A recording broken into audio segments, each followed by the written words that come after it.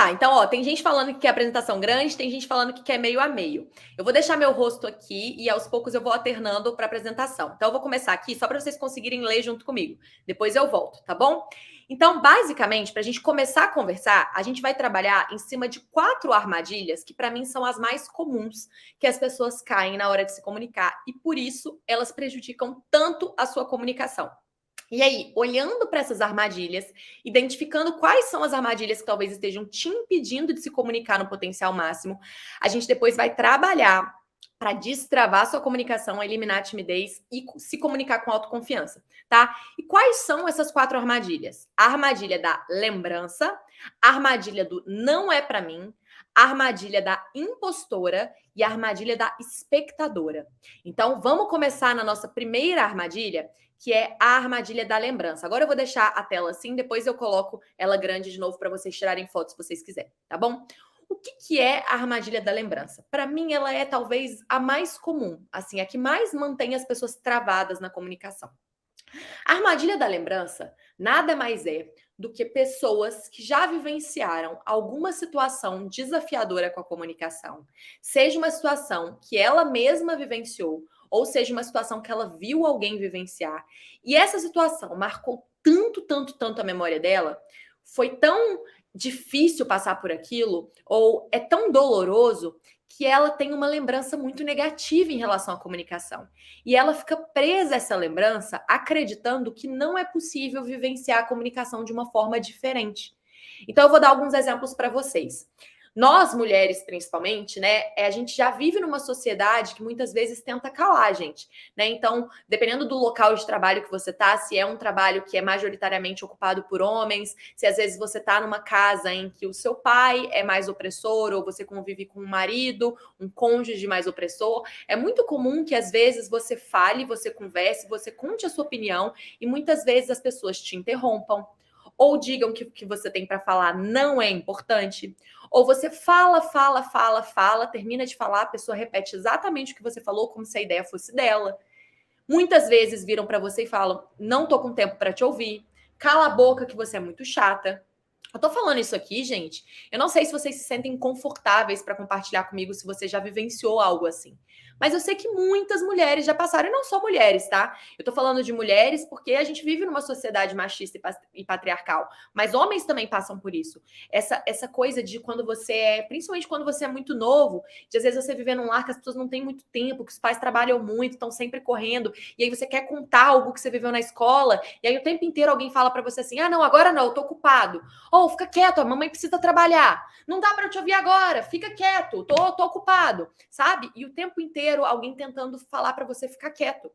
E aí, às vezes, você tá dentro de casa e vivencia isso dentro de casa. E aí você vai para a escola. E a escola, por mais que seja, né, nosso primeiro contato com a socialização, por mais que seja um lugar que a gente recebe muita educação, eu sou muito a favor da educação, tá? Não tô falando mal das escolas de forma alguma. Mas a gente sabe também que muitas vezes é o nosso primeiro contato com a rejeição.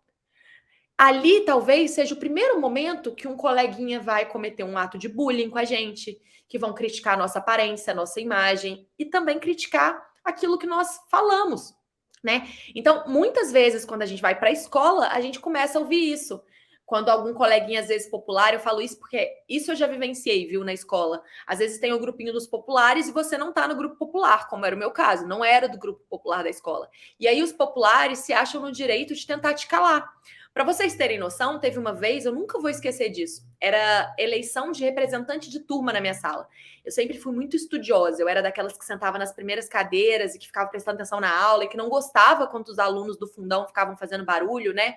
E aí eu lembro que eu queria ser representante de turma. Eu sou ariana, eu sempre fui uma líder nata, assim, mesmo sendo não sendo popular na escola, eu sempre tive muita sede por liderança. E aí eu lembro que a gente estava fazendo a chapa para escolher quem seria o representante da nossa sala. E eu me candidatei a representante de turma, eu e mais uma amiga. E aí eu falei, deixa que eu faça o discurso para poder, né, as pessoas votarem na gente, os outros alunos votarem na gente. E aí eu comecei a fazer o meu discurso e eu falei dos meninos populares da escola. Eu falei, olha, eu não acho que eles são a melhor opção para ser representante de turma, porque eles são mandados para a diretoria uma vez por semana. Eles conversam a aula toda. Como essas pessoas vão representar vocês? Eu tô aqui, eu participo de todas as aulas, eu sou uma boa aluna. Eu lembro que eu comecei falando assim: Tudo bem que eu falei deles, né? Mas eles levantaram, um deles, né? Levantou, gritou no meio da sala de aula, cala a boca! E me deu um tapa na cabeça. Naquela época a gente chamava isso de pedala Robinho, né? Vocês lembram? Pedala Robinho? Ele mandou eu calar a boca e deu um tapão na minha cabeça e falou pedala Robinho. Isso me marca até hoje, assim. Só que, graças a Deus, eu fui uma pessoa privilegiada no sentido de ter muito incentivo dentro de casa. Então, quando eu sofria esse bullying na escola, né, eu chegava dentro de casa, eu tinha pais que me colocavam lá em cima, que me apoiavam muito, me davam muito suporte, mas nem para todo mundo é assim. Tem crianças que vão ir para casa e não vão nem contar para os pais que passaram por isso. Então, esse tipo de situação que às vezes marca, né, no momento que você foi lá expressar sua opinião, foi falar que você merece, foi defender aquilo que você acredita, alguém te mandou calar a boca, te deu um tapa, sabe? Isso às vezes é uma lembrança que trava a sua comunicação.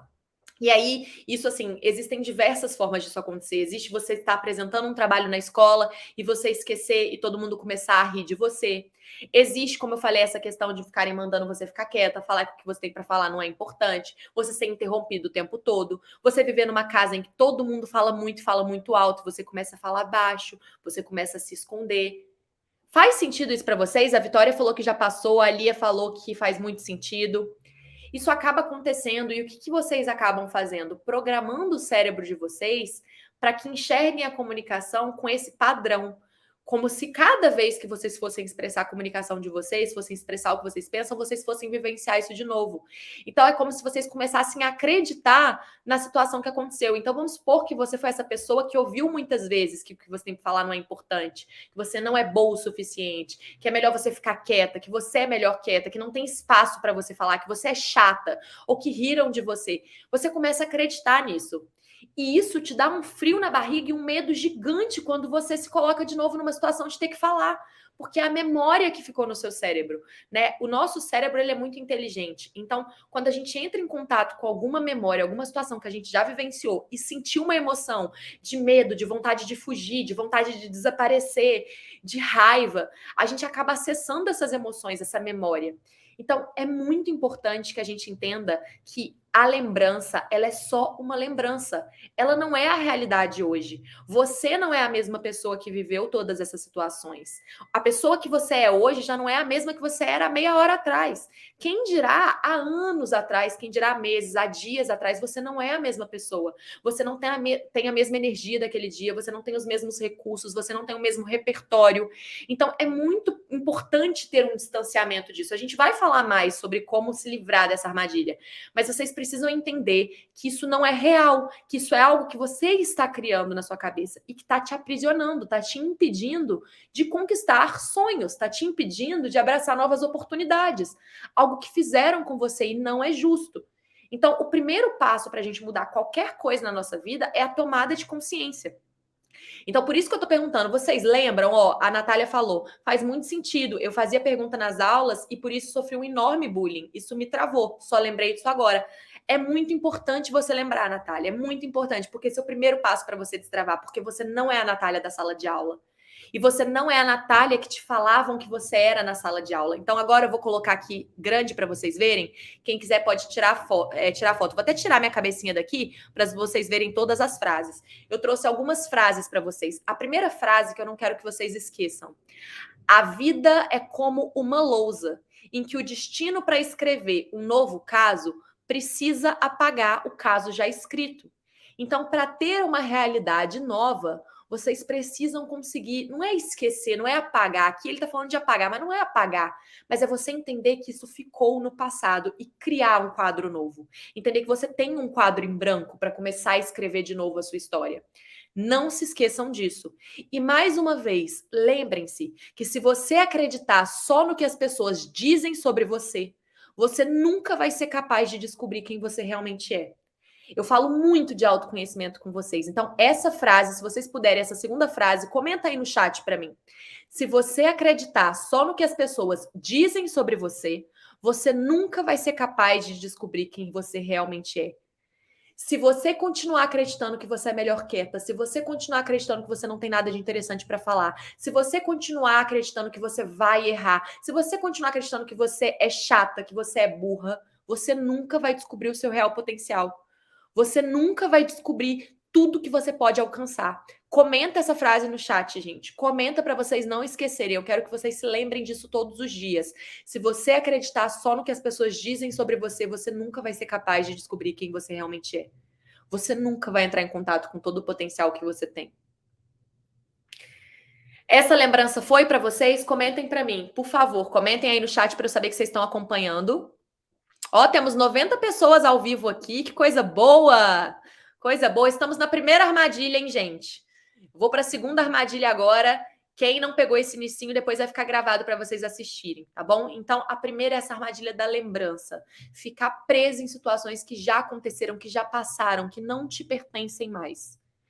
Vamos agora para a segunda armadilha. Quero ver vocês comentando, hein, gente? Quero ver vocês agitando aqui o chat para compartilhar essa energia comigo. Que a minha energia vai sendo modulada junto com a de vocês. Ó, a Laísa comentou, se você acreditar só no que as pessoas dizem sobre você, você nunca vai ser capaz de descobrir quem você realmente é. Isso é muito forte, muito forte. Se vocês se conectarem de verdade com essa frase, isso vai mudar a vida de vocês, de verdade. Ó, a Sara comentou agora também. Isso aí, gente.